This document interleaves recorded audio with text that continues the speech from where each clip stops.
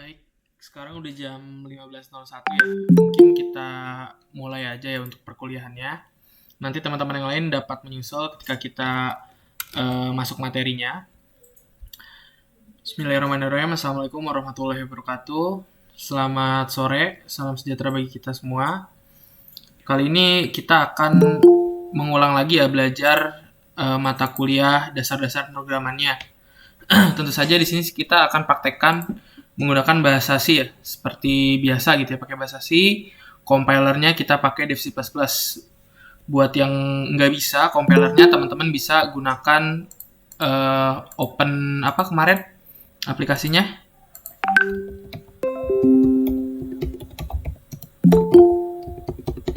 Online JDB ya. Jadi bisa pakai aplikasi online JDB-nya. Nah, untuk perkuliahan ketiga sendiri nanti yang akan kita pelajari materinya terkait dengan konstan, library, dan operasi. Kalau kemarin kita udah belajar mengenai variabel, bagaimana caranya membuat fungsi, bagaimana caranya menampung inputan dari user, dan menampilkan nilai dari suatu variabel. Nah, sekarang kita akan belajar bagaimana caranya menggunakan library pada bahasa pemrograman C. Dan juga kita akan membuat sebuah konstan gitu. Nah, jadi konstan ini dia mirip-mirip dengan variabel, hanya si konstan ini bedanya dia tidak bisa dirubah nilainya, diubah nilainya seperti halnya variabel. Nah, mungkin untuk lebih lanjutnya kita akan masuk ke PowerPoint-nya. Assalamualaikum Pak, selamat sore. Sebelumnya mohon izinkan ya, yang nggak bisa nyalain webcam, nggak apa-apa, yang penting nggak ribut ya, jangan nyalain mikrofonnya dulu. Oke, kita masuk ke PowerPoint-nya. Nah, ini untuk kontrak kuliah mungkin setiap minggu kita bahas ya, jadi nggak usah dibahas lagi. Untuk kegiatan perkuliahan hari ini kita akan masuk ke sini ya, constant, library, dan operasi. Minggu lalu kan kita sudah belajar yang tipe data, lalu fungsi, lokal variabel, dan juga global variabel ya. Oke, langsung saja masuk ke materi intinya. Jadi konstan, apa yang dimaksud dengan konstanta gitu ya. Konstan tuh bahasa Indonesianya konstanta gitu. Ini bahasa Inggrisnya gitu, konstans. Jadi konstanta pada bahasa C adalah pengidentifikasian variabel yang sering sekali kita definisikan gitu. Jadi sama halnya dengan kita mendefinisikan variabel gitu ya. Konstan tuh mirip dengan variabel, sama gitu, hampir sama. Nah, namun perbedaannya si konstan ini dia tidak dapat dimodifikasi. Nah, si konstan ini dapat didefinisikan menggunakan perintah crash. Jadi awalnya dikasih crash, lalu define, dan diikuti dengan nama konstannya. Jadi beda ya cara mendeklarasikannya si variabel dengan si konstan ini. Kalau kita ingat, kemarin kita buat variabel itu biasanya kita awali dengan tipe datanya. Apakah itu integer, apakah itu array, apakah itu character, atau apakah itu float, double, dan lain sebagainya. Nah, pada konstan dia berbeda dengan variabel. Jadi ketika kita mendefinisikan konstan, kita tidak perlu lagi menulis tipe datanya. Jadi kita cukup tuliskan crash atau pagar ya, tanda pagar, simbol pagar, lalu tulis define, dan diikuti dengan nama si konstannya gitu ya. Nah, jadi konstantasi dapat didefinisikan menggunakan crash define, preprocessor, atau menggunakan kata kunci const. Jadi ada dua alternatif ya. Pertama, teman-teman untuk mendeklarasikan konstanta ini bisa pakai crash define lalu diikuti dengan nama konstantanya dan sama dengan nilainya, value-nya tentu saja. Dan alternatif yang kedua, teman-teman bisa menggunakan konstanta atau keyword const. Jadi dituliskan const, diikuti dengan nama konstantanya, dan diikuti dengan value-nya berapa. Jadi dia mirip ya dengan si variabel. Cuma di sini teman-teman harus perhatikan bahwasanya si konstanta ini dia tidak dapat diubah nilainya seperti variabel. Nah, maksudnya nggak bisa diubah itu seperti apa, Pak? Nah, mungkin nanti kita akan coba praktekkan ya. Perbedaan antara si konstanta ini dengan si variabel. Seperti halnya variabel C, nama konstanta C hanya dapat diawali dengan huruf atau garis bawah saja. Jadi, konstanta di bahasa pemrograman C itu mirip dengan variabel. Dia tidak bisa diawali dengan angka, ataupun dia tidak bisa diawali dengan spesial karakter seperti tanda tanya, tanda seru, bintang, ataupun plus, itu tidak bisa ya. Jadi, nama variabel dan nama konstanta pada bahasa C itu harus diawali dengan huruf yang pertama. Atau alternatif lain, teman-teman bisa pakai garis bawah, bukan strip ya, tapi garis bawah. Itu Wahyuli ya. Mohon maaf Wahyuli, bisa di mute ya itunya, mikrofonnya. Nah, jadi gini, gimana sih cara mendefinisikan konstanta pada bahasa C? Jadi untuk mendefinisikan konstanta pada bahasa C, langkah pertama teman-teman harus tuliskan dulu crash define. Nah, ini bisa crash define atau alternatifnya teman-teman bisa tuliskan konstanta gitu ya, kecil ya, C-nya. Const.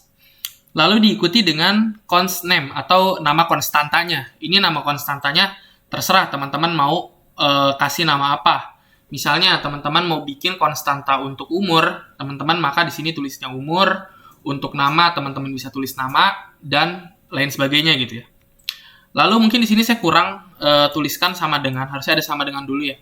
Const name lalu sama dengan dan diikuti dengan const value atau value nilai dari si konstantanya.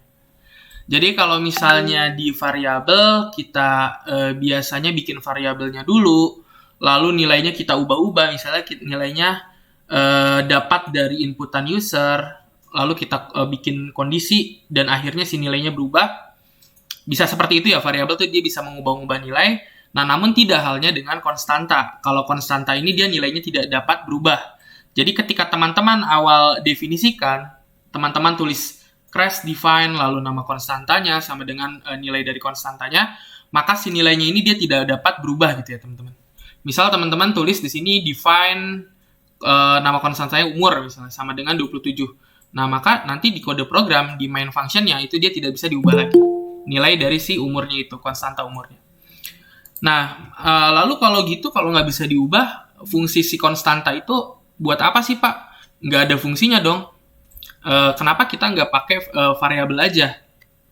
Nah, perbedaannya, kalau teman-teman biasanya si variabel ini digunakan untuk menampung nilai yang statik, si konstanta ini biasanya dia digunakan untuk menampung nilai yang, kalau si variabel ini biasanya dia digunakan untuk menampung nilai yang dynamic gitu ya, berubah.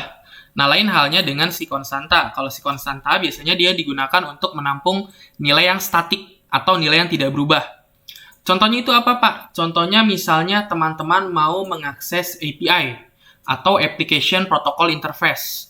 Itu biasanya kan untuk mengakses API-nya, teman-teman harus sertakan tokennya. Token tuh bisa dibilang kayak password gitu. Password dari Application Protocol Interface-nya. Nah, si password itu kan pada saat kita buka programnya, biasanya dia tidak berubah. Dia berubah ketika kita ngebuka programnya ulang lagi.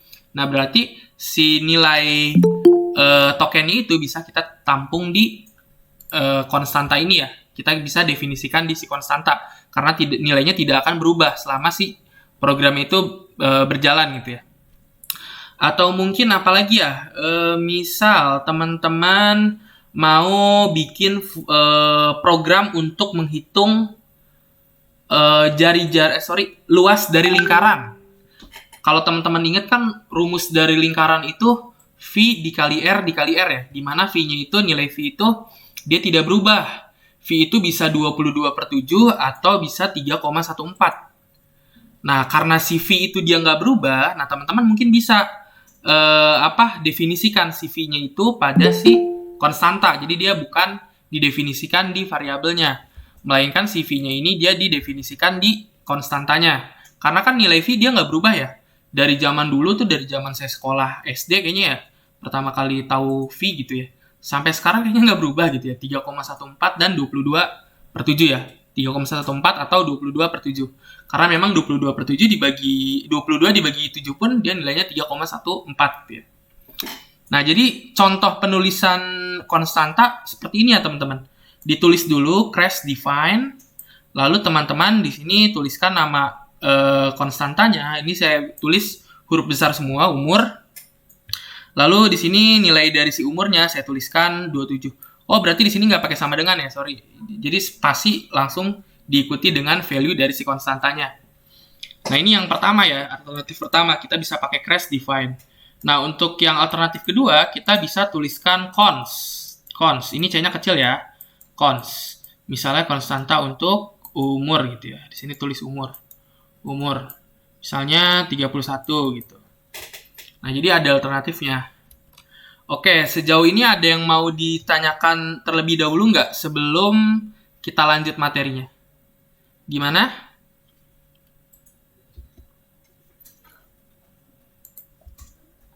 Sudah paham atau masih pada bingung nih?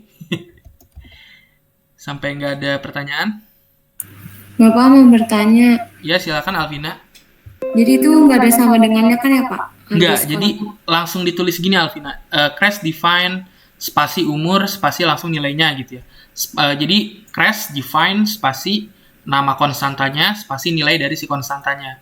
Seperti itu. Baik Pak, terima kasih. Oke, ada lagi nggak? Bapak, Ya, silakan.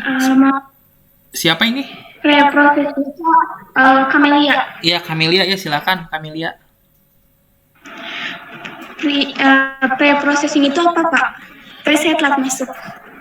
Pre-processing. Kalau pre-processing itu dia awal memprosesnya. Jadi pada saat kita mendefinisikan, pre-processing itu bisa dibilang pendefinisian dari si konstanta gitu. Jadi proses penulisan ini, proses penulisan dari si konstantanya kami lihat. Pre-processing itu. Terima kasih Pak. Oke, sama-sama. Ada lagi nggak? Nggak ada ya? Kalau nggak ada, mungkin teman-teman bisa buka Dev C++-nya. Kita coba praktekkan ya. Untuk pembuatan konstantanya. Apa sih bedanya Pak, konstanta dengan si variabel ini? Nah, teman-teman bisa buka Dev C++-nya, lalu klik New Project ya. Kita bikin project baru di sini. Saya pilih Console Application. Teman-teman pilihnya Console Application aja ya, nggak perlu Windows Application. Lalu jangan salah. Kemarin ada yang, Pak, kalau misalnya saya nggak pakai printf, pakai con aja, itu boleh nggak? Kalau con itu dia C++. Jadi teman-teman jangan salah pilih nih dalam membuat projectnya. Di sini ada pilihannya C++ dan C Project. Teman-teman pastikan pilihnya yang C Project ya. Karena ini beda bahasa pemrograman, jadi sintaksnya pun nanti dia akan berbeda. Nah, kita pilih di sini si project, lalu teman-teman kasih nama projectnya apa. Misal di sini saya mau kasih nama projectnya konstanta gitu ya, konstanta. Lalu klik OK. Ini nama filenya pun saya namakan konstanta saja, seperti ini ya. Secara otomatis dia nanti akan tergenerate gitu. Nah, lalu kita coba praktekkan nih teman-teman. Gimana sih Pak cara bikin konstanta? Dari tadi kan baru teorinya aja tuh. Diketik, define, lalu nama konstantanya, diikuti dengan nilai konstantanya. Nah, kalau realnya gimana nih Pak nulis di Dev C++-nya? Nah, teman-teman pastikan nulis konstanta itu dia di paling atas sebelum teman-teman menuliskan main function-nya. Nih, kalau di sini kan main function-nya dari baris ke-6 sampai baris ke-8 ya. Nah, pastikan teman-teman tulis si konstanta ini sebelum baris ke-6. Sebelum si main function-nya dijalankan. Ini kan si main function-nya dia didefinisikan di baris ke-6 ya. Jadi sebelum baris ke-6. Misal, di sini saya akan mendefinisikan umur, konstanta umur ya. Teman-teman tulis aja gini, define, lalu umur. Lalu misalnya umur saya 27 tahun. Nah, seperti ini. Jangan lupa diikuti dengan titik koma gitu ya. Nah, jadi ketika kita printf, harusnya udah bisa ya printf. Di sini kita printf persen D ya, D bilangan bulat. Lalu kita panggil di sini umur. Nah, seperti ini. Oke, kita compile dulu. Kita lihat apakah ada yang salah. Oh, di sini ada salah nih katanya. Salahnya unexpected. Di mana nih salahnya ya? Belum ada titik koma Pak. Oh iya benar nih. Wah, udah pada jago nih ya. Udah pada ini. Udah pada peka ya sekarang peka sama sintaks. Bagus. Makasih udah diingetin. Ya, di sini belum ada titik koma ya, saya lupa. Kita coba compile lagi. Oh, ternyata masih ada ini juga error juga. Di sini kenapa katanya errornya? In function main unexpected before ini di line 5 katanya, line 5. Oke, di sini nggak usah pakai titik koma kali ya. Kayak gini kali. Oh iya, ternyata kalau si define ini nggak usah pakai titik koma ya. Saya salah di sini. Jadi di sini nggak usah dipakai titik koma ya. Mohon maaf nih. Saya betulin PowerPoint-nya. Jadi nggak perlu pakai titik koma ya. Kalau mendefinisikan konstanta itu beda dengan variabel. Kalau variabel kan kita nulisnya pakai koma gitu ya. Di belakangnya diakhiri dengan koma. Nah, kalau mendefinisikan konstanta kita tidak perlu pakai koma. Nah, sekarang kita coba run ya di sini. Kita coba run. Gimana hasilnya sudah. Nah, dia 27 ya. Di sini muncul ke print 27. Nah, gimana kalau misalnya si umurnya saya ganti lagi nih. 31. Seharusnya yang ke print pun dia 31 gitu ya. Saya compile ulang. Lalu teman-teman run. Di sini hasilnya 31. Nah, kalau gitu sama aja dong, Pak. Si konstanta ini sama si variabel. Beda. Tadi di definisinya pun si konstanta pun dia berbeda dengan variabel gitu. Kalau si variabel mah dia bisa diubah nilainya. Kalau si konstanta dia nggak bisa. Nah, misal contoh di sini. Misalnya saya ubah dulu nih. Di sini kan nama konstantanya umur 31. Saya ubah nih di sini misalnya di bawah umur 40 misalnya. Saya ubah jadi kayak gitu. Lalu saya save dan saya compile.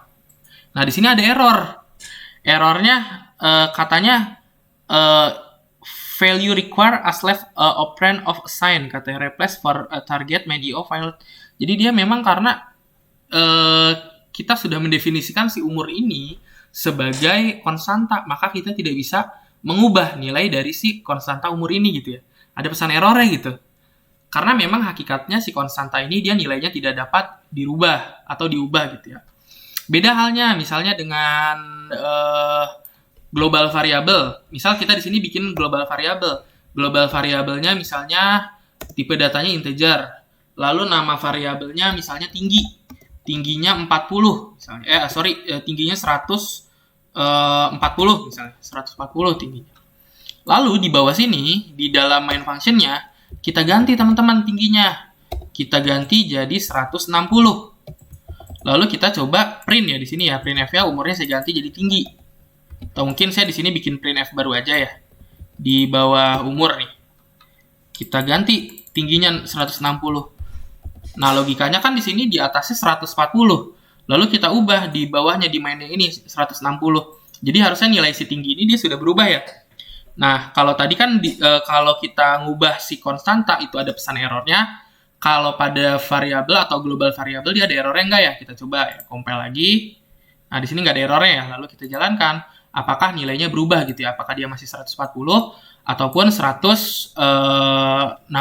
Ternyata di sini nilainya 31160. Ini error ya, printf tinggi, sorry. Harusnya di sini mungkin kalau ini tingginya di sini ya. Coba kalau kita tidak ubah dulu.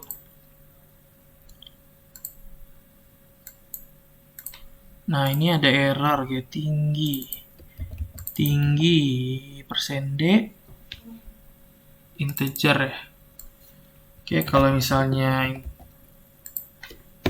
kita taruh di dalam si tingginya, kita coba run 3114 juga ya. Ini kenapa ya error? Ada yang tahu nggak kenapa errornya? Persen D tinggi umur define. Itu bukannya kurang jarak doang ya, Pak? Untuk hasilnya tetap sama. Kurang apa? Kayak jaraknya gitu. Maksudnya nempel nyatu gitu. Oh, nempel gini ya. Kan itu kan 31 umurnya, 140 itu tingginya. Tinggi. Oh iya bener ya, nyatu ya. sorry. Ya Allah, ini siapa nih? Bagus nih yang ngasih tahu. Siapa?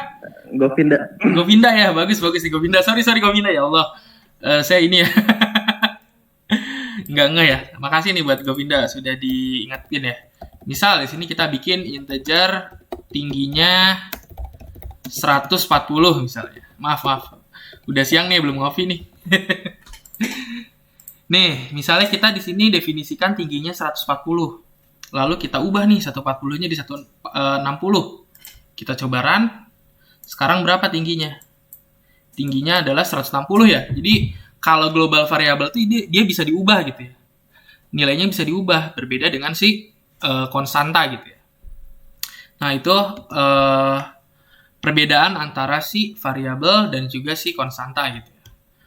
Nah, mungkin untuk si konstantanya sudah beres ya. Kita bahas. Sekarang kita akan bahas materi yang kedua nih. Materi yang kedua adalah library. Nanti ada library dan juga operasi. Jadi si operasi ini dia adalah bagian dari si library. Jadi teman-teman dalam mengakses fungsi operasi ya.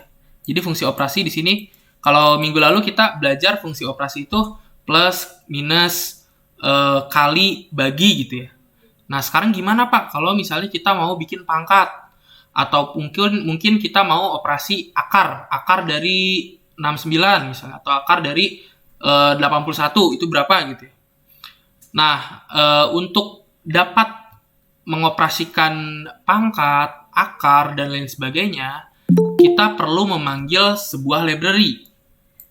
Jadi si library ini adalah kumpulan kode yang biasanya terkumpul dalam sebuah namespace, modul, atau package. Jadi biasanya si package itu dia sudah tersedia. Dia kumpulan dari kode, kumpulan dari fungsi yang sudah dibuat oleh si developer atau si pembuat compilernya biasanya.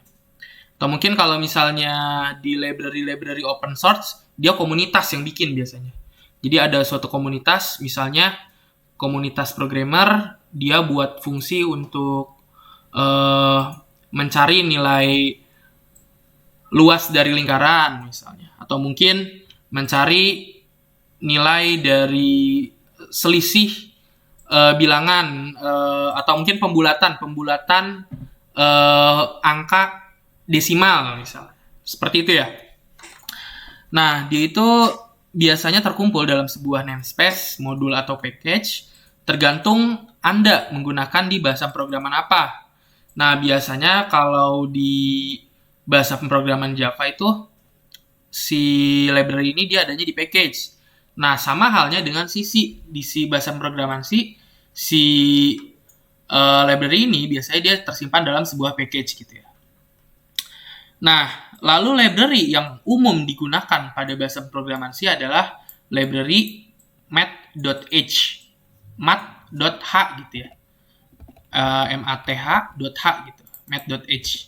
Nah, apa sih Pak fungsi dari si library math.h sendiri? Jadi library math.h sendiri dia berfungsi untuk digunakan dalam memanggil fungsi-fungsi matematika dan satuan makro gitu ya.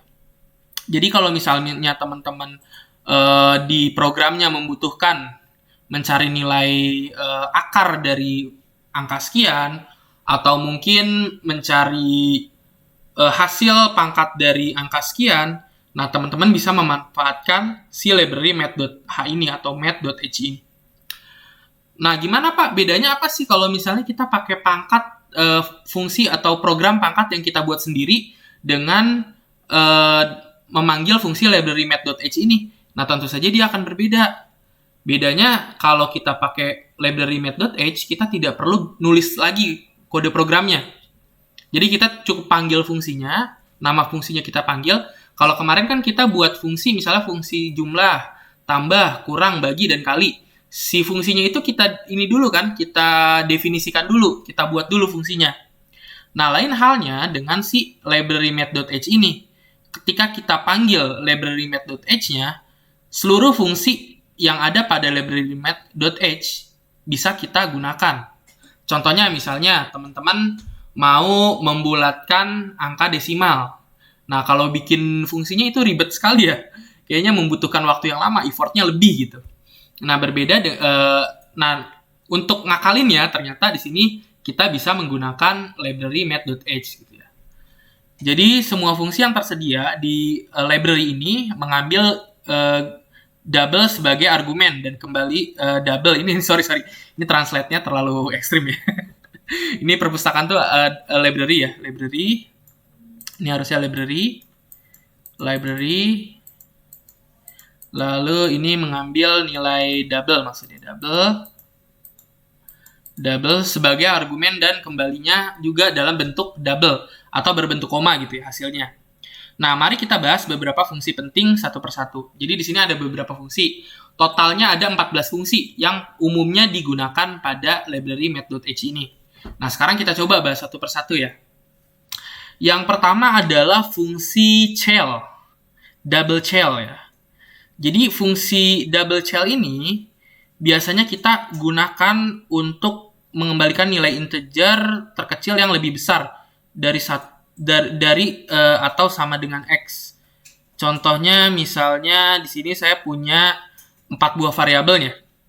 Variabel pertama 1,6, variabel kedua 1,2, variabel ketiga minus 2,8, variabel keempatnya minus 2,3. Nah, lalu kita panggil fungsi CHEL ini. Nah, jangan lupa yang akan dieksekusi, akan diproses oleh si fungsi CHEL ini apa sih? Nah, kita masukkan si variabel-variabel ini ke fungsi CHEL. Jadi, kurang lebih fungsi dari si fungsi CHEL ini dia akan mengembalikan nilai ke bilangan bulat, di mana bilangan bulatnya ini yang nilai bawahnya deh kalau nggak salah. Nilai bawah dari si komanya. Berarti nilai bawah dari 1,6 berapa? Ada yang tahu nggak? Kan kalau nilai atas dari 1,6 itu adalah 2 gitu ya. Pembulatannya itu 2 gitu. Pembulatan ke atasnya 2. Kalau pembulatan ke bawahnya 1,6 berapa? Ada yang tahu nggak? 1, Pak. 1 ya? 1 ya? Nah, jadi si CHEL ini dia akan mengembalikan nih 1,6-nya menjadi 1. Lalu si 2-nya jadi berapa nih? 1,2-nya jadi berapa?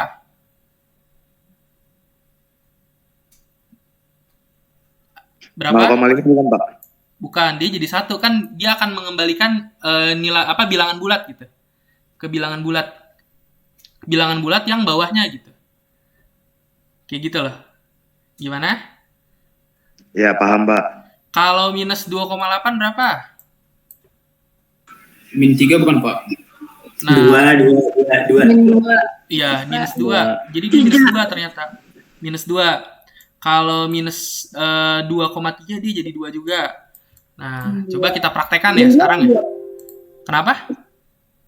Min 2 atau 2? Sorry ya, minus 2. Minus 2 harusnya. Oke, kita coba praktekkan ya sekarang.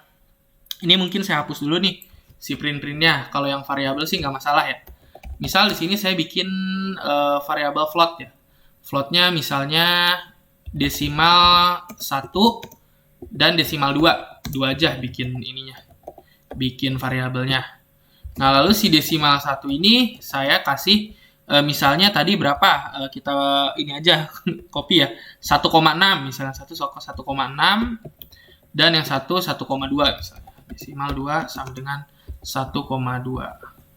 Nah, sekarang kita tampung si nilai desimal ini atau langsung kita print aja deh pakai CHEL gitu ya.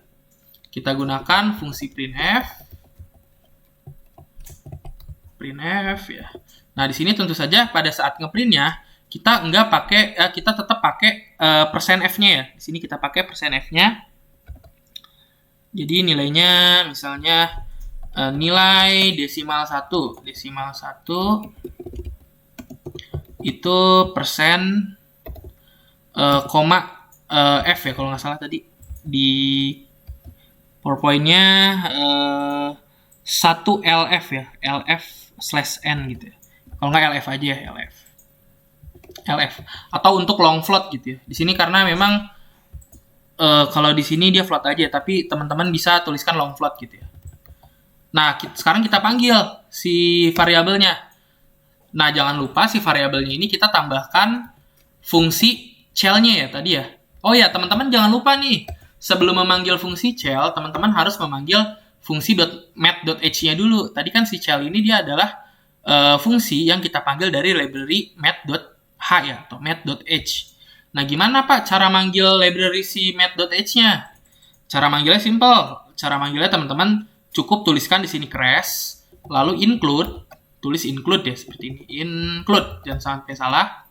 Lalu spasi, diikuti dengan kurung sikut. Dan di dalam kurung sikutnya ini, teman-teman tuliskan math.h atau math.h gitu ya. Nah, sekarang kita sudah bisa memanggil fungsi CL-nya. Nah, seperti ini ya, fungsi CL untuk desimal yang pertama ya. Desimal 1. Nah, kayak gini kurang lebih. Ini sudah sama kan ya, float, CL ya, benar ya. Sekarang kita coba compile ya. Kita compile dan kita coba jalankan. Nah, oh ternyata si CL ini bukan pembulatan ke bawah ternyata teman-teman. Ternyata si CL ini dia digunakan untuk pembulatan ke atas ya. Nilai ke atasnya gitu. Bukan pembulatan ke bawahnya. Jadi CL dari 1,6 adalah 2 gitu. Nah, sekarang gimana CL dari desimal yang kedua? CL dari 1,2. Nah, kita ganti aja di sini variabelnya di dalam CL-nya. Kita coba compile dulu. Ini jangan lupa di close ya. Programnya, lalu kita run. Di sini 1,2 tentu saja dia menjadi 2 ya, karena pembulatan ke atas dari 1,2 adalah 2. Nah, lalu sekarang gimana Pak kalau misalnya minus? Di sini kan ada minus 28 sama minus 2,3 gitu ya. Kita coba, kalau minus 2,3 dan 2,8 harusnya dibulatkan ke atasnya, harusnya minus 2 dong ya. Nah, sekarang kita coba praktekan ya. Sorry, di C++ nih ya. Misalnya minus 1,6 dan minus 1,2 aja deh ya. Ini kita kasih minus. Kita coba run, compile lalu kita run. Pembulatan ke atas dari minus 1,2 adalah minus 1 ya. Karena dia dibulatkannya itu ke atas.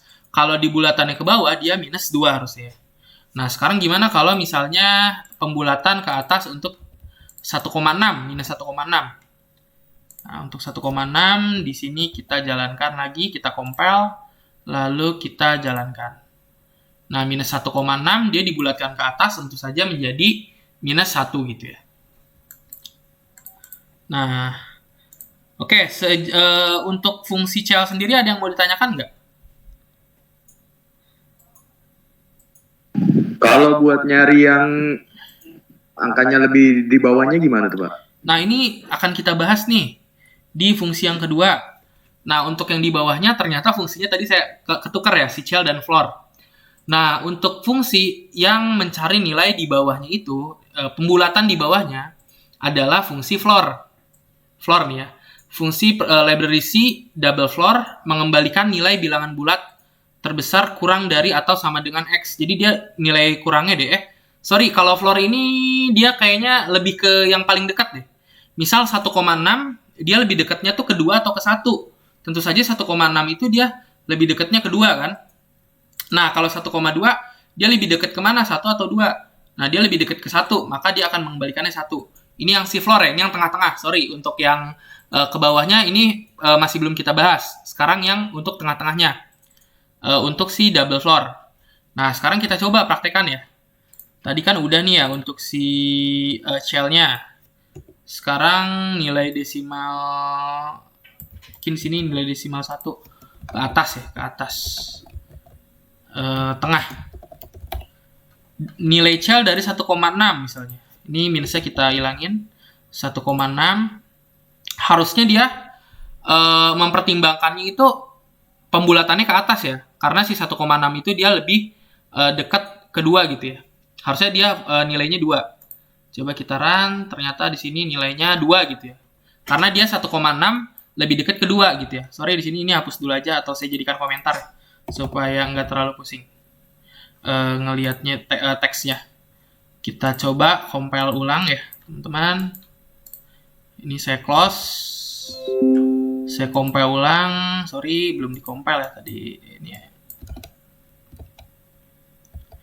Jadi itu ya, kalau si CL tadi dia untuk mencari pembulatan bilangan bulat ke atasnya. Kalau si floor, ini masih CL ya, sorry ini masih CL deh. Masih CL ternyata. Harusnya floor ya, sorry. Floor ya harusnya ya, floor. Ini masih CL. Sekarang nilai floor dari 1,6 ya. Coba kita jalankan. Oh 1 ternyata ya. Kalau floor itu ternyata dia pembulatan ke bawah nih. Bukan tengah-tengahnya, dia ke bawah berarti. Nilai bawah dari 1,6 tentu saja adalah 1 gitu ya. Kita coba compare lagi dan kita run. 1 ya. Nilai desimal dari 1,6 dibulatkan, tentu saja dia akan nilainya 1 gitu. Karena dia dibulatkannya ke bawah, bukan ke atas. Kalau tadi di si Cel dia ke atas, kalau si Floor ternyata dia ke bawah. Nah, lalu gimana kalau misal bilangannya 1,2? 1,2 kita coba jalankan, compile dan run. Ternyata dia ke bawah juga ya teman-teman ya, 1,2 dia jadi 1. Jadi ternyata fungsi si Floor ini digunakan untuk mencari pembulatan dari bilangan desimal ke bawah. Kalau tadi si Cel dia pembulatan bilangan desimal ke atas, kalau si Floor dia pembulatan bilangan desimalnya ke bawah. Nah, sekarang gimana kalau minus 1,2 misalnya? Minus 1,2 seharusnya kan dia dibulatkan ke bawahnya itu minus 2 ya. Kalau dibulatkan ke atas kan minus 1. Kalau dibulatkan ke bawah atau nilainya yang lebih bawah harusnya dia minus 2. Nah, sekarang kita coba jalankan. Dia hasilnya berapa ya? Ternyata benar minus 2. Kalau minus 1,6 tentunya sama juga harusnya ya, minus 2 juga. Karena dia dibulatkannya itu ke bawah ya. Kan minus 2 dia lebih bawah daripada minus 1, atau minus 1 gitu ya. Kita coba compile dan jalankan. Nah, benar ternyata ya, minus 2. Misal di sini saya bikin satu variabel lagi deh ya. Misalnya di sini desimal 3. Nilai desimal 3-nya itu misalnya minus 2,6. Nah, di sini ada yang bisa jawab nggak? Nilai Cel dari desimal minus 2,6 itu berapa Celnya? Ada yang bisa jawab? Cel ya, bukan Floor. Celnya berapa? Minus 2. Minus? Min 2. Min 2 ya kalau si Celnya. Kalau si Floornya berapa? Min 3. Min 3 ya. Oke, sekarang kita coba jalankan ya. Cel dari minus 2,6. Kita jalankan. Kita compile dan kita run. Wah, ternyata benar ya. Tadi siapa yang jawab? Namanya? Nggak mau disebut ya namanya. Hamba Allah ya. Terima kasih ya sudah menjawab. Bagus. Bisa jawab ya. Berarti menyerap ya materinya. Nah, lalu fungsi yang ketiga adalah fungsi fabs gitu ya, fabs. Jadi fungsi library C double fabs mengembalikan nilai absolut dari nilai yang atau dari angka yang kita definisikan di variabel definisikan.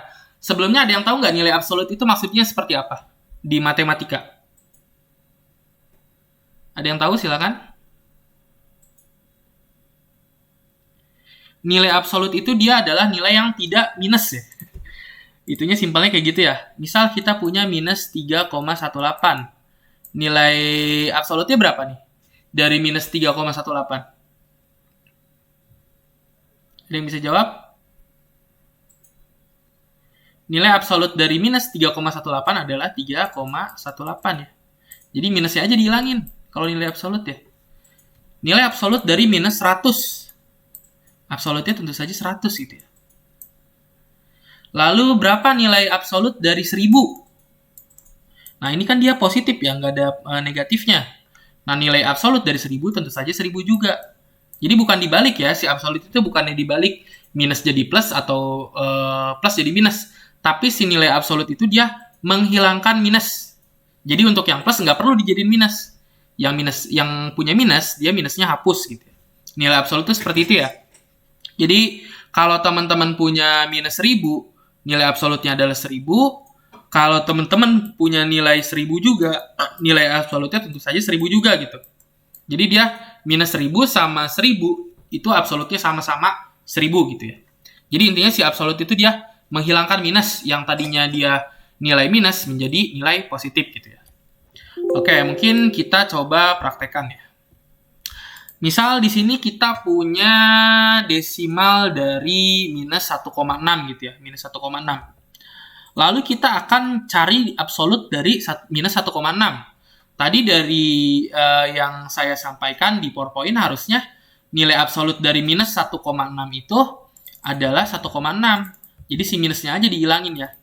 Nah, kita coba praktekkan di sini verbs gitu ya. Absolute, function for absolute. Kita compile dan kita jalankan. Minus 1,6, sorry di sini kok malah nilai desimal ke bawah. Verbs. Atau mungkin di sini saya bikin satu itu lagi aja deh. Satu variabel, misalnya variabelnya integer. Integer nilai 1 misalnya. Minus 1000 misalnya. Nah, sekarang kita coba cari nilai absolut dari minus 1000 ini. Kita masukkan di sini. Harusnya kalau yang tadi saya bahas di sini nilai absolut dari minus 1000 adalah 1000 gitu ya. Sekarang kita coba jalankan. Ini sebenarnya D kali ya kalau integer. Persen D kayak gini harusnya. Kita coba ini bukan nilai desimal, nilai absolut kali ya. Atau mungkin di sini saya jadikan komentar aja ya. Jadi nanti filenya bisa saya kasih ke teman-teman. Lalu teman-teman bisa coba jalankan di komputernya. Ini nilai absolut. Berarti jangan tuliskan nilai desimal. Nilai absolut. Nilai absolut. Absolut dari 1000 gitu. Minus 1000. Kita tulis di sini verbs. Lalu nilai yang akan diabsolutkan adalah nilai 1 misalnya atau minus 1000 ini. Kita coba compile, di sini ada error, tentu saja saya belum tambahkan titik koma. Saya compile dan saya run. Ternyata nilai absolut dari minus 1000 adalah 1000 gitu ya. Lalu gimana sekarang misalnya saya hilangkan nih minusnya. Jadi nilai absolut dari 1000 itu berapa? Kita coba cari absolutnya. Nilai absolut dari 1000 adalah 1000 juga, karena memang 1000-nya sudah dihilangkan gitu ya. Nah, sekarang kita coba pada angka desimal. Misalnya di sini desimal 1 minus 6. Kita coba verbskan atau absolutkan. Nilai absolut dari minus 1,6 ternyata di sini yang muncul adalah 2. Nah, ternyata pada fungsi math.h si absolutnya itu dia dibulatkan, teman-teman. Jadi si absolutnya itu dia tidak berbentuk ini lagi float lagi ya. Jadi dia dibulatkan langsung jadi bentuk angka integer gitu ya. Nah, atau mungkin misalnya di sini saya ubah gitu ya. Saya masih LF gini ya. Nilai absolut dari minus 1,6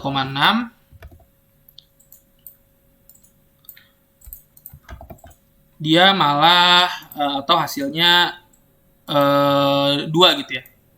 Karena dia dibulatkan dulu ternyata si verbs ini dia gabungan dari nilai absolut dan juga si shell ini. Jadi dia dibulatkan dulu. Lalu setelah dibulatkan dia baru dihilangkan minusnya gitu ya. Nah, mungkin kalau misalnya si 1,2 dia di verbs digunakan fungsi verbs atau fungsi absolutnya dia harusnya jadi 1 doang ya. Karena dia dibulatkannya itu pasti ke atas harusnya ya. Kan dia lebih dekat ke 1 gitu. Coba aja kita coba compile dan kita run. Nah, kan dia enggak 2 kan? Dia dibulatkannya lebih dekat ke 1 kan? Si minus 1,2. Nah, jadinya dia dibulatkan dulu minus 1,2-nya jadi minus 1, lalu diabsolutkan, minusnya dihilangkan gitu ya. Nah, gimana kalau sekarang minus 2,6? Minus 2,6 secara logika dia lebih dekat ke minus 3 ya, dibandingkan dengan minus 2. Nah, tentu saja harusnya dia dibulatkan dulu menjadi minus 3, lalu dia diabsolutkan. Nilai absolut dari minus 3 adalah 3 gitu ya. Sekarang kita coba compile ya. Kita coba run, compile, lalu kita run. Nah, sorry di sini minus 2,6. Di sini belum saya ganti ya. Desimalnya masih desimal 2. Ini harusnya desimal 3. Compile, lalu kita run. Nah, tentu saja di sini nilainya 3 ya. Karena si minus 2,6-nya dia dibulatkan dulu. Bulatkannya dia lebih dekat ke bawah ternyata. Lebih dekat ke minus 3. Maka dibulatkan dulu ke minus 3. Lalu si minusnya dia dihilangkan atau diabsolutkan. Seperti itu. Jadi, ternyata fungsi dari si verbs, fungsi verbs ini atau fungsi absolut ini, dia tidak semata-mata mengabsolutkan suatu nilai saja, melainkan dia membulatkannya dulu, lalu dia mengabsolutkan. Jadi sebenarnya definisi dari absolut sendiri dia hanya menghilangkan minus ya, kalau di matematika. Nah, tapi ternyata pada fungsi VABS ini gitu ya, dia tidak hanya menghilangkan minus saja, melainkan dia membulatkan dulu, lalu dia menghilangkan minusnya. Seperti itu ya. Lalu ada lagi fungsi log nih. Fungsi pustaka log mengembalikan logaritma natural, nilai logaritma natural, log dari berapa gitu ya. Jadi misalnya kayak mungkin dulu teman-teman waktu SMA belajar gitu ya. 10 log 1. Ada yang masih ingat nggak? 10 log 10 log 10 berapa? Ada yang masih ingat nggak? 1 Pak. 1 bukan Pak. 1 ya? Iya benar. Ya. 10 log 10 itu 1. Nah, jadi fungsi si double log ini dia adalah mencari nilai logaritma 10 dari si angka yang di depannya ini. Nah, contoh misalnya di sini saya punya nilai 2,7. Berarti ketika saya masukkan si x ini kan bernilai 2,7. Saya masukkan di sini log dalam kurung x. Berarti saya menglogaritmakan 2,7 10 atasnya ya. 10 log 2,7 gitu. Nah, kalau kita hitung manual nih ribet pasti ya. Saya juga lupa gitu ya logaritma. Nah, kita coba praktekkan sekarang di codingannya. Misal saya punya nilai misalnya di sini bikin lagi integer logaritma, misalnya logaritma. Nilainya 10 misalnya. Ini saya jadikan komentar dulu. Lalu kita print misalnya. Printf nilai log dari 10 adalah, nah di sininya ini tentu saja harus kita kasih persen D ya, persen D karena dia desimal ya. Atau mungkin float aja ya, float. Karena nanti kan bisa koma ya. Logaritma tuh bisa koma kan.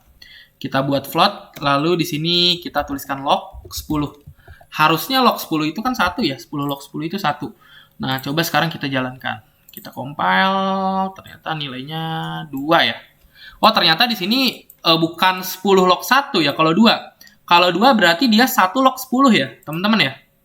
Kalau logaritma gitu kan ya, 1 log 10 berarti ya. 1 log 10 itu 2 kan? Iya nggak? 100 log 10 Pak. Berapa? 100 log 10 sama dengan 2. Ya, 1 log 10 itu sama dengan 2 kan ya? Bener nggak sih? Saya udah lupa. 100 log 10 Pak. Berapa? Oh, 100 log 10 ya? Sama dengan 2 itu 100 log 10 ya?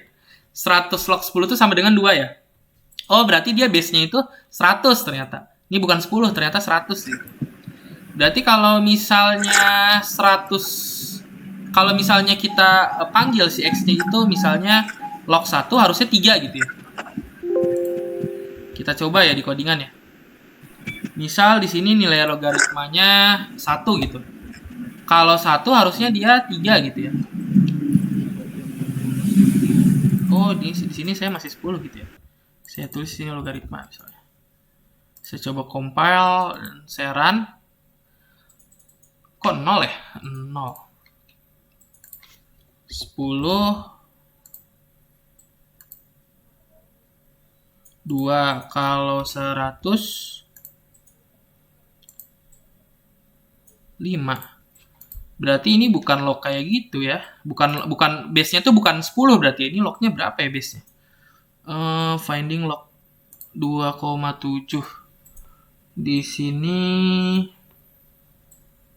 double X lalu red itu dia mengembalikan nilai logaritmanya ya, log X. Saya nggak tahu nih, ternyata base-nya itu bukan 10 atau mungkin bukan 100 ya teman-teman ya. Karena ketika saya di sini logaritmakan 10 atau 100, dia harusnya kan 100 log 100 itu 1 gitu ya. Ternyata di sini dia hasilnya malah 5 ya. Pokoknya intinya si fungsi logaritma ini dia digunakan untuk mencari nilai log gitu ya. Kalau 10 di sini bener ya, 2. Nih kita coba jalankan. Di sini 2 ya. Kalau 1 dia malah 0 ya.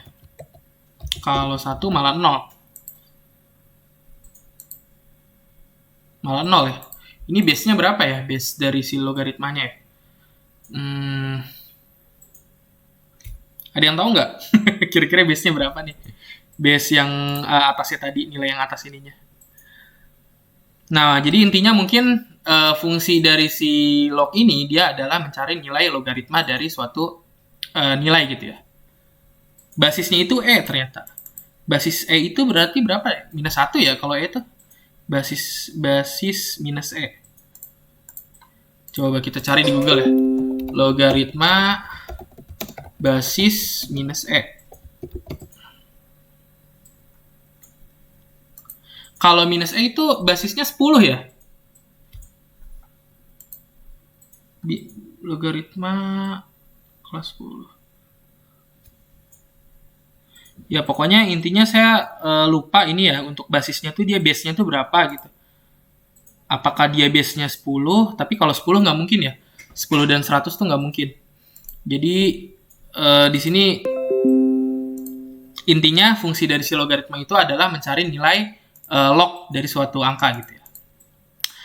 Nah lalu ini mungkin yang si log 10 ya. Kalau ini mungkin untuk yang base-nya 10 nih. Fungsi log 10, ada lagi ternyata fungsi log 10. Jadi fungsi library si double log 10 ini mengembalikan logaritma umum, yakni logaritma berbasis 10 gitu. Jadi kalau 10 log 10 tadi harusnya 1 kan ya, teman-teman ya. Tadi udah ada yang bantu jawab tuh.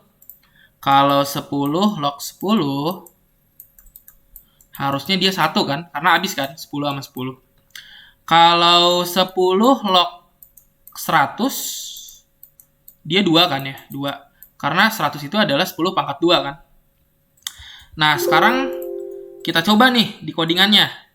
Pakai log 10. Berarti fungsinya bukan log ya, log 10. Nah, di sini saya punya angka logaritmanya misalnya 100. Seharusnya 10 log 100 itu adalah 2 ya.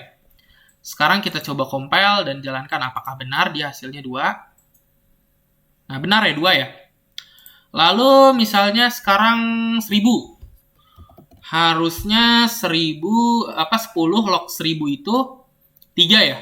Karena 1000 itu adalah pangkat 3 dari 10 gitu ya. Kita coba compilekan dan kita coba run. Nah, ternyata dia benar 3 gitu ya. Berarti ini benar ya. Kalau ini dia base-nya tuh 10. Kalau tadi saya base-nya E. Base-nya E itu maksudnya apa ya?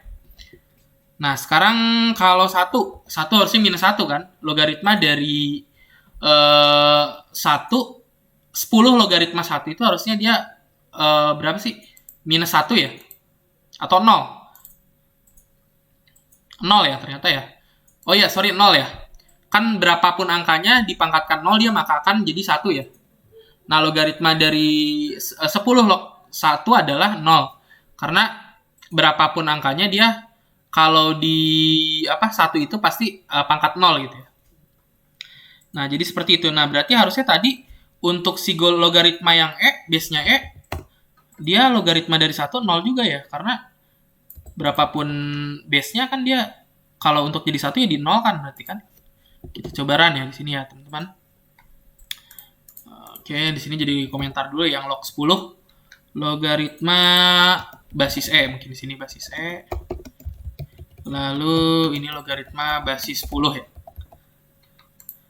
Ini 10-nya nggak usah, mungkin. Saya coba compile dan saya run ya. 0 kan bener ya? Karena memang nilai berapapun minus 1000, minus 1 juta, atau mungkin 1 miliar gitu. Dia kalau dipangkatkan 0, maka hasilnya 1 kan. Nah, berarti, tapi saya nggak tahu ya E-nya berapa gitu ya. Jadi basis saya itu berapa sih? Nah, itu untuk fungsi log 10 ya. Nah, ada lagi untuk fungsi mod ya. Jadi si fungsi mod ini, dia digunakan untuk mencari sisa bagi dari 2 bilangan atau 2 nilai. Kayak modulus ya. Sama aja pas kemarin kita belajar di pertemuan 1 modulus. 10 modulus 3. Sisa baginya 1 gitu kan. Lalu 9 modulus 4. Sisa baginya 1 juga kan. 7 modulus 6, 1 juga. Misalnya berapa ya? Nah gitu, jadi modulus itu sisa bagi ya. Sisa bagi dari angka di belakangnya.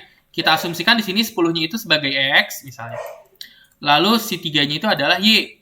Jadi modulus X dimoduluskan Y, maka hasilnya adalah 1. 10 dimoduluskan 3, hasilnya 1 ya. Lalu 9 modulus 4, sisa bagi dari 9 dibagi 4 gitu ya. Kan 4-nya itu dikalikan 2, 8. Nah, itu kan berarti nggak ada sisa baginya kan, karena dia jadi tuh 4, 4. Nah, tapi si satunya ini dia nggak bisa dibagi jadi 4 kan. Nih, jadi gini loh teman-teman logikanya. 9 dibagi 4. Berarti gimana nih cara mendekati 9 si 4-nya? Berarti si 4-nya itu dikalikan 2 kan? 4-nya dikalikan 2. Jadi 8. Nah, lalu si 9-nya ini dia dikurangi 8. Ternyata hasil pengurangan 9 dikurang 8 itu adalah 1. Nah, pertanyaannya si 1 ini apakah bisa dibagi 4? Nah, di sini pertanyaannya ini untuk ini ya, angka bilangan bulat. Bukan bilangan desimal gitu. Di bilangan bulat nggak bisa tentu saja ya teman-teman ya. 1 itu nggak bisa dibagi 4 gitu. Nah, maka ini dijadikan sisa baginya, si 1 itu. Jadi gitu ya, maksud dari si modulus. Nah, kalau kemarin kita mencari modulus itu menggunakan persen ya. Menggunakan simbol persen. Nah, ternyata si fungsi math.h dia sudah menyediakan satu fungsi juga untuk mencari nilai modulus. Nah, kita bisa menggunakan fmod ini. Nah, kita coba praktekkan ya. Misal, di sini saya punya nilai integer misalnya yang 1 X. X itu nilainya 9. Lalu yang 1 saya punya variabel Y. Y itu nilainya 4. Lalu saya ingin mencari nilai modulusnya. Ini saya jadikan komentar lagi. Printf, jadi biar ngeprintnya cuma 1 aja. Printf, misalnya. Modulus 9, misalnya dimoduluskan 4 adalah, kita coba dulu. Di sini pakai, harusnya titik 2-nya di sini, lalu di sini saya jadikan %d misalnya. Lalu di komanya ini saya tampung misalnya di sini Z deh. Saya buat satu lagi untuk menampung ini ya, menampung nilai modulusnya. Integer Z misalnya. Z itu dia adalah modulus 9 dimoduluskan 4. Nah, lalu kita print si Z-nya misalnya di sini.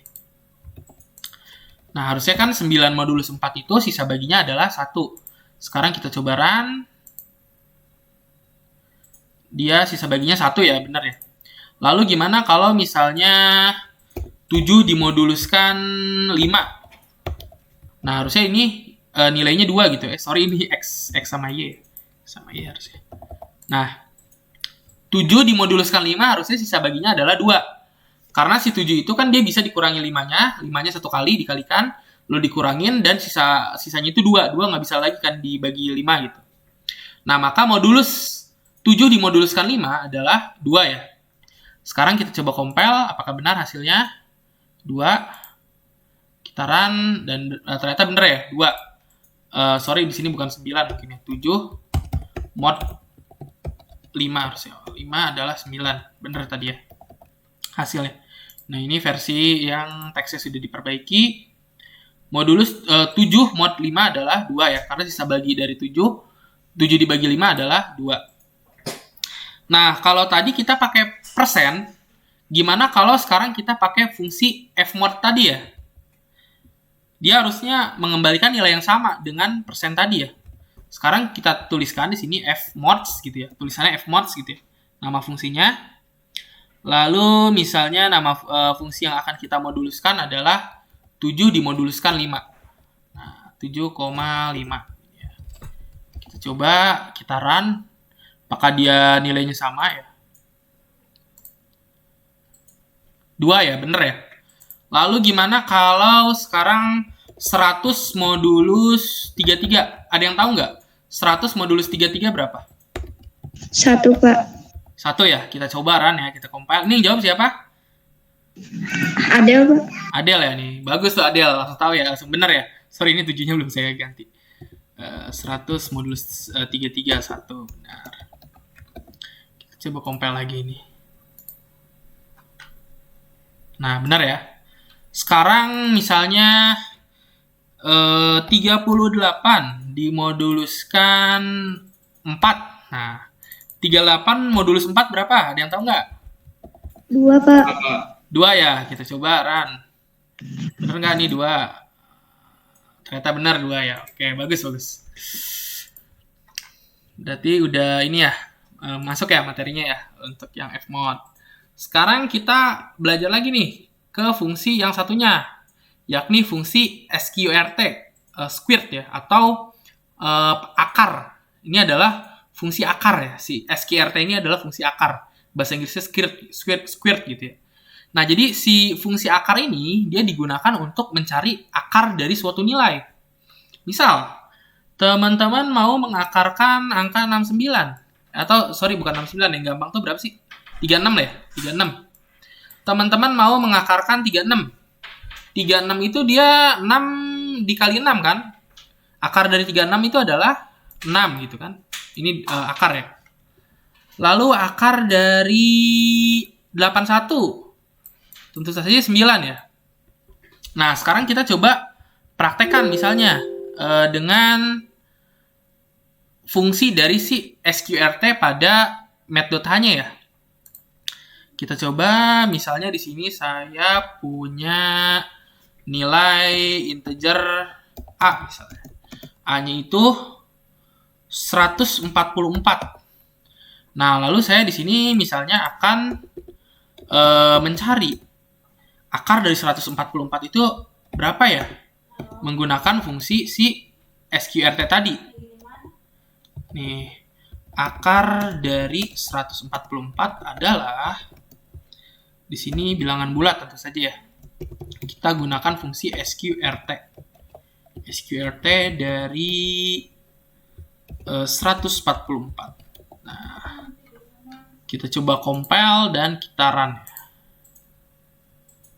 Nah, sorry di sini kok sqrt-nya dia malah 0 ya. Sqrt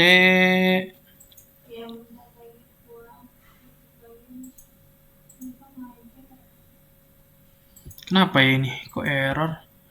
Harusnya dia dari 144 itu 2 ya. sqrt itu digunakan untuk mencari nilai akar. Akar dari 144 harusnya 2 ya.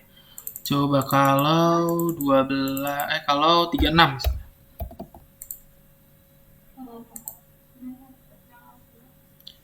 Dia masih 0 juga ya. Kenapa 0 ya?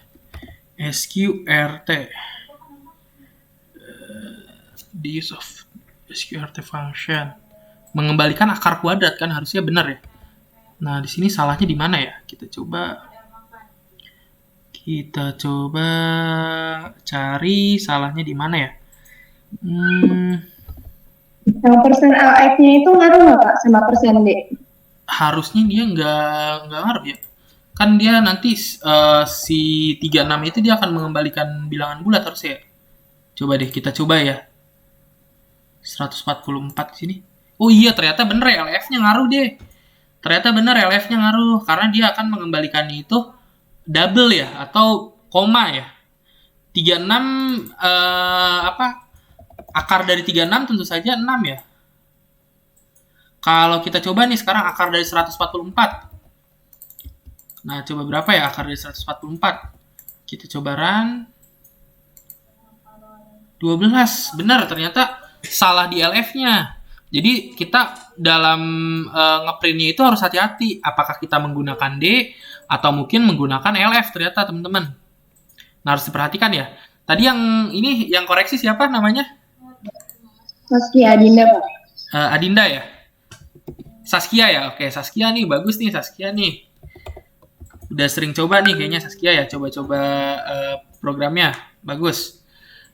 Nah, ternyata untuk ngeprintnya teman-teman harus hati-hati nih. Persen LF-nya, persen D-nya, atau mungkin persen F-nya. Teman-teman harus perhatikan gitu ya. Nah, sekarang kita masuk ke fungsi yang selanjutnya. Fungsi yang selanjutnya adalah fungsi POW atau power ya. Ini adalah singkatan dari bahasa Inggris power atau pangkat ya. Di bahasa Indonesia itu pangkat gitu. Jadi dia itu akan mengembalikan nilai dari pangkat X pangkat Y gitu. Jadi kalau misalnya teman-teman di sini tulisnya POW X dan Y, maka teman-teman ini sama aja nulis X pangkat Y. Nilai dari X pangkat Y itu berapa gitu ya. Mengembalikan X dipangkatkan Y, yaitu X pangkat Y gitu ya. Ini sorry, Y-nya harusnya di atas. Misal, di sini saya tuliskan power 8 untuk 3. Maka di sini harusnya mengembalikan si 8 dipangkatkan 3 kali. 8 kali 8, 64. Berarti dia akan mengembalikan 64 dikali 8 gitu ya. Harusnya ini hasilnya. Nah, lalu gimana kalau misalnya saya tuliskan di sini power 24, Pak? Nah, 24 berarti 2 dikalikan sebanyak 4 kali ya. 2 kali 2, 4. 4 kali 2, 8. 8 kali 2, 16 ya. Harusnya power 2,4 itu adalah 16 gitu ya. Nah, jadi si power ini atau si fungsi POW ini, dia digunakan untuk memangkatkan kedua nilai ya. Contoh, misalnya, di sini saya akan coba tulis 2 buah variabel ya. Variabel yang pertama adalah variabel B, 4. Lalu variabel yang kedua adalah C, misalnya 2. Lalu yang ketiga adalah D. Si D ini dia menampung power atau pangkat dari 4 dipangkatkan 2 gitu ya. B dipangkatkan C gitu ya. Si D gitu ya. Sekarang kita coba print ya teman-teman si D-nya. Print F persen D aja deh. Persen D, nggak usah pakai kata-kata ya. Lalu di sini yang akan kita print adalah D-nya. Nah, kayak gini. Sekarang kita coba compile dan jalankan. Nah, tentu saja ya. Sorry, ternyata di sini bukan persen ya atau dolar ya. Saya nulisnya dolar, sorry. Harusnya di sini persen. Nah, harus hati-hati ya nulisin simbol. Kita coba run. Tentu saja 16 ya. Karena 4 pangkat 2 itu 4 dikalikan 4, 12 gitu ya. Lalu gimana kalau misalnya sekarang kita balik. 2 pangkat 4 berapa ya? 2 pangkat 4. Atau B pangkat C gitu ya. Kita balik. B pangkat C. Kalau B pangkat C itu berarti 4 pangkat 2 ya. C pangkat B, sorry. C pangkat B harusnya 2 pangkat 4 ya. 2 pangkat 4 itu berapa sih? 2 kali 2, 4. 4 kali 2, 8. 16 juga ya harusnya. Kita coba jalankan hasilnya. Ternyata benar ya 16. Gimana kalau misalnya sekarang 2-nya kita ganti jadi 3. 3 pangkat 4 berapa? Kita coba run. 3 pangkat 4 hasilnya adalah 81 ternyata. Nah, jadi seperti itu ya. Fungsi POW digunakan untuk mencari nilai pangkat dari kedua bilangan, dari 2 angka gitu ya. Dimana si parameter pertama, ini kan parameter pertama ya si C itu. Parameter pertama adalah base-nya, nilai base-nya yang akan dipangkatkannya. Sementara parameter yang kedua adalah nilai pangkatnya gitu ya, angka dari pangkatnya. Seperti itu. Lalu yang ke berapa nih ya? Udah slide ke-15 ya. Ada lagi fungsi mod F. Jadi fungsi mod F ini dia akan mengembalikan komponen pecahan bagian setelah desimal dan menetapkan integer ke komponen integer. Jadi misalnya gini, teman-teman punya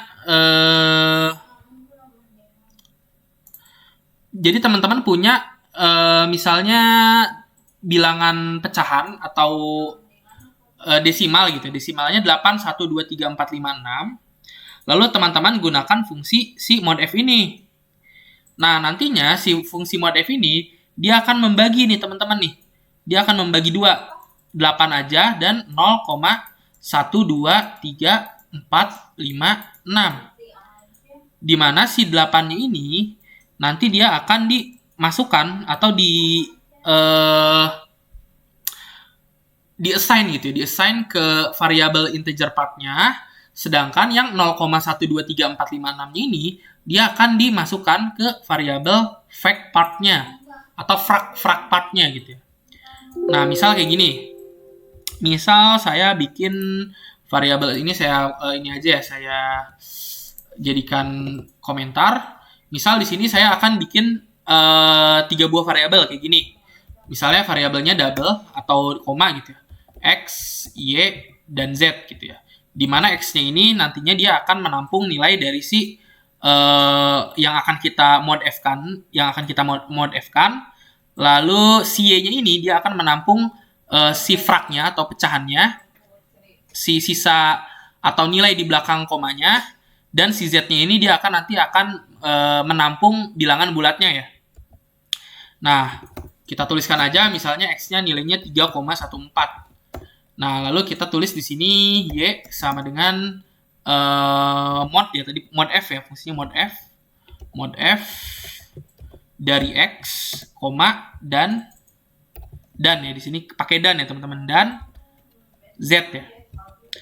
Nah, kita coba jalankan, kita compile. Di sini ada salah nih, salahnya ternyata X di sini sudah dipakai ya, di sini udah dipakai, harusnya jangan X, Y, Z ya, EFG deh, EFG yang nampung nilainya si E, lalu si F itu dia nampung si 0 komanya, di belakang komanya, ini E tentu saja. Lalu si G dia akan menampung bilangan bulatnya ya teman-teman. Kita coba compile, oke berhasil ya. Kita coba langsung print F ya. Harusnya ini kita pakai %d ya. Ini enggak deh, ini kan frak ya, atau nilai 0 komanya. Kita pakai LF, F. Kita tulis sini. Kita coba jalankan, harusnya si 0,14-nya ini dia dipindahkan ke variabel F ya teman-teman ya. Karena di sini si F ini dia menampung mod F, E, G ya. Kita coba run, ternyata hasilnya benar ya. Dia menampung dari nilai setelah koma si desimalnya, atau 0,14-nya. Nah, lalu gimana kalau sekarang yang kita print adalah E-nya? Kalau yang kita print E-nya harusnya 3-nya dong, 3,00-nya dong. Nah, sekarang kita coba compile dan kita run. Oke, di sini saya masih ngeprintnya tuh 2 ya. Di atasnya masih keprint juga. Ini harusnya saya jadikan komentar dulu. Oh, harusnya yang bulat itu bukan E dong. Yang bulat itu G ya. Kan si E ini dia nampung 3,14-nya. Nah, sekarang kita coba compile dan kita run. Nah, si G ini dia akan menampung si bilangan bulatnya, atau yang di depan komanya. Kalau tadi si F-nya dia itu menampung di belakang koma, sedangkan si G ini dia menampung di depan komanya. Gitu ya. Lalu kita lanjut lagi untuk fungsi EXP ya. Ini kalau di game biasanya EXP itu singkatan dari experience gitu ya. Jadi fungsi library C double EXP mengembalikan nilai E yang dipangkatkan ke X. Misal di sini saya punya nilainya itu X ya, X sama dengan 0, maka nilai EXP-nya itu berapa ya? Kita coba lihat ya,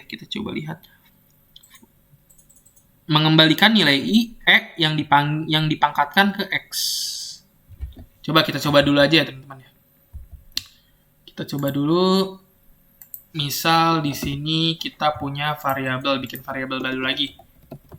Variabel H misalnya. H-nya itu nilainya 0. Lalu kita gunakan fungsi EXP misalnya tadi ya. Print di sini pakai LF ya. Yang di dalam string itu LF ya, di sini LF,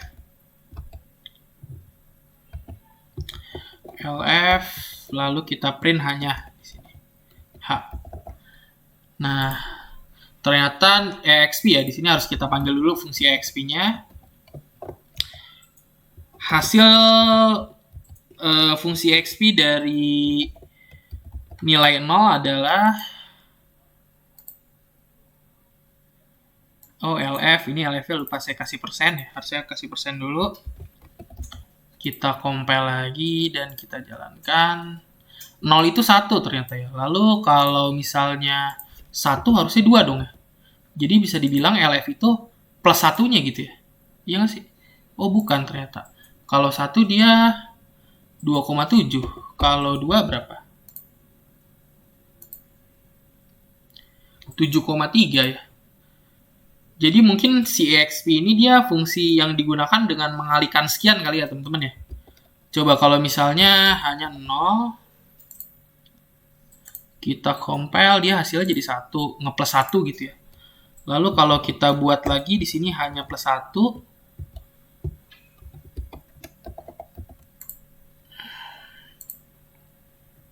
jadi 2,7 ya. Kayaknya si XP ini dia fungsi yang digunakan untuk menjumlahkan dengan suatu angka gitu ya. Tapi saya nggak tahu detail angkanya itu berapa ya.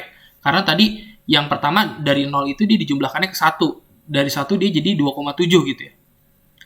Ini angkanya kayaknya jadi apa namanya, membentuk suatu pola gitu ya. Pola apa kenaikan dari angkanya gitu. Tapi yang jelas bukan eksponensial ya. Kalau eksponensial kan dia 1 harusnya jadi 2, 2 jadi 4, 4 jadi 8. Ini kayaknya dia naiknya nggak eksponensial gitu ya. Nah, lalu fungsi cos. Fungsi cos ini digunakan untuk mencari nilai kosinus sudut ya. Kalau di matematika dulu teman-teman belajar terkait dengan kosinus, kosinus, tangen ya. Lalu sinus gitu kan. Cos, sin, sama tangen. Nah, ternyata si librarymath.h ini juga dia menyediakan suatu fungsi untuk mencari kosinus dari suatu angka tertentu gitu ya. Misal nilai kosinus dari 60 kita bisa cari di sini. Ini saya jadikan komentar lagi. Misalnya di sini saya buat variabel sudutnya 60. Lalu kita cari nilai kosinus dari 60. Printf misalnya kosinus dari 60 adalah ini persen LF ya, LF karena kemungkinan dia bisa koma ya, jadi saya bikinnya LF. Lalu di sini saya tulis sudut. Tentu saja teman-teman harus panggil fungsi cosnya atau fungsi kosinusnya ya. Seperti ini. Nah, kita compile dan kita run. Nah, kosinus dari 60 adalah minus 0,952. Lalu kalau kosinus dari 3, kita cari berapa? Dari 30, bukan 3. Nilai kosinus dari 30 adalah 0,154 gitu ya. Nah, jadi kurang lebih seperti itu ya. Jadi dia digunakan untuk mencari nilai kosinus dari suatu angka tertentu ya. Nah, lalu di sini ada juga fungsi akosinus. Kalau si fungsi akosinus itu dia mencari mengembalikan nilai akosin ya. Kan sin cos itu dia dibalik sin itu dibalik jadi kosin. Si kosinus dia dibalik jadi akos ya. Kalau di matematika ya. Jadi ini semacam kebalikannya ya. Kebalikan dari si kosinusnya gitu ya. Nah, oke, mungkin di sini saya nggak akan saya praktekkan ya karena ini lebih ke matematik ya. Ada juga di sini fungsi dari tan h ya. Tan h yakni fungsi si double tan h mengembalikan nilai tangen hiperbolik dari x. Ini lebih ke matematik ya. Mungkin saya nggak terlalu expert ya di bidang matematik. Ini teman-teman bisa coba praktekkan ya. Jadi ada lumayan banyak fungsi gitu ya. Oke, sejauh ini apakah ada yang mau ditanyakan dulu sebelum saya akhiri untuk materinya? Gimana? Bapak, Ya boleh, Meli. Penggunaan titik setelah persen itu berpengaruh nggak sih, Pak? Penggunaan titik setelah persen itu yang .lf gitu ya, Meli ya? Ya betul. Itu kayaknya ngaruh deh. Tapi tadi kita coba nulis LF aja, dia masih bisa ternyata ya? Iya, makanya aku bingung. Ya, mungkin kayaknya nggak ngaruh juga ya? Ngaruh nggak sih? Saya juga ini udah lupa ya terkait dengan bahasa sini. Mungkin nanti saya akan coba cari tahu dulu ya fungsi dari penggunaan titik di belakang L, di belakang D, di belakang F gitu ya. Itu fungsinya apa? Nanti saya coba kabari di grup kali ya. Saya sendiri udah lupa gitu. Gitu, Meli. Baik Pak, terima kasih. Oke, sama-sama. Ada lagi nggak? Nggak ada ya? Bapak, saya masih belum mengerti yang double lock. Yang double lock. Yang double lock yang mana sih? Lock yang E gitu ya? Iya, yang lock Kalau yang lock E itu tadi dia sebenarnya mencari nilai lock dari suatu nilai X-nya gitu ya. Di mana base-nya itu adalah E. Nah, tapi saya nggak tahu tuh base E itu berapa gitu. Tadi saya nggak tahu juga nih base E itu berapa sih? Base E pada logaritma.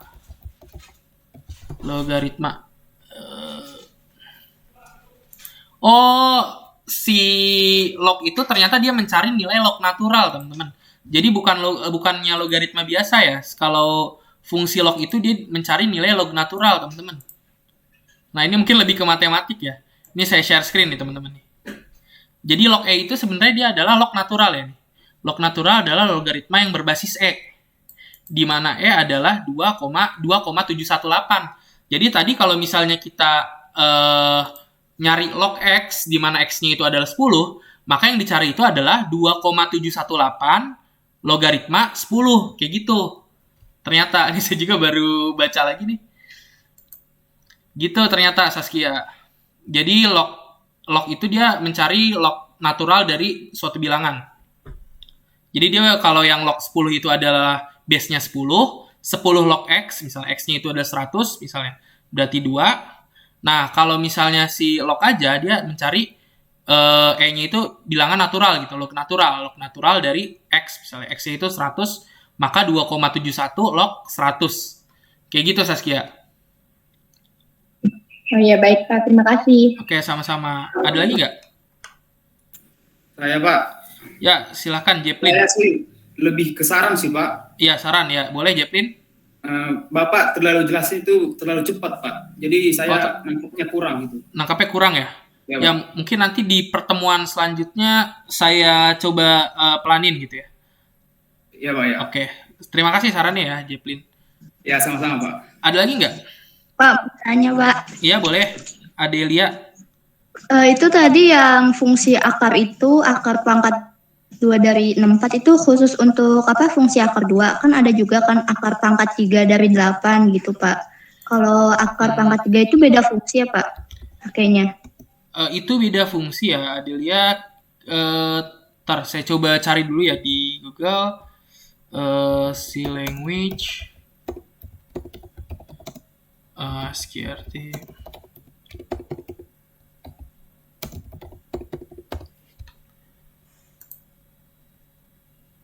Ternyata di sini ya kalau SQRT itu dia hanya akar aja ya. Kalau akar 3 ini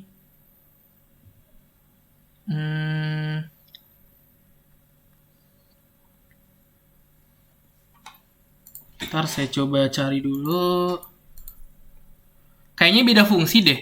Nanti mungkin saya coba kabari ya di grup ya. Saya coba cari tahu dulu. Untuk akar 3, akar 4, kayaknya dia ada fungsinya khusus gitu ya, bukan fungsi SQRT tadi. Kalau fungsi SQRT tadi dia hanya akar 2 gitu ya, akar pangkat 2 gitu. Kalau akar pangkat 3 dan seterusnya mungkin ada lagi fungsinya, tapi saya belum menemukan. Nanti mungkin coba saya kabari lagi ya di grup kalau saya sudah menemukan. Kayak gitu. Baik Pak, terima kasih Pak. Oke ya, makasih juga. Ada lagi nggak? Oke, kalau misalnya nggak ada lagi, mungkin teman-teman bisa